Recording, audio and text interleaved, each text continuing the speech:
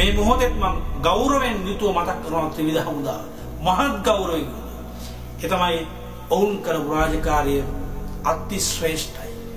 රත්තරන් පුතේ, රත්තරන් දුවේ, ත්‍රිවිධ හමුදාවේ සියලු දෙනාට මම මේ කියන්නේ උඹලා ඔය කරන දෙයට උඹලා අතින් දහසක් මිනිස්සු මරුණත් ඒ පාපය උඹලට කවදාවත් පළ දෙන්නේ නැහැ පුතේ. මොකද උඹලා රකින්නේ මේ උතුම් සම්බුද්ධ සසුන ඇති රට.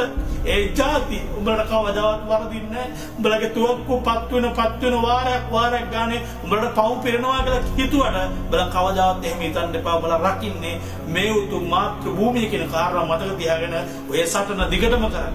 උඹලා කවදා හරි දවසක මේ රට නැවත එක්සත් රටක් ඒකීය රටක් නිවහල් රටක් බවට අනිවාර්යෙන් පත් කරන්න ඕනේ. ඒ සටනේදී උඹලට මාව මරන්නොත් ඒක අනිවාර්යෙන් කරපළ පුතේ, කිසි ප්‍රශ්නයක් නැහැ. හැබැයි මේ රට බෙදන්නට ඉඩක් තියන්න එපා.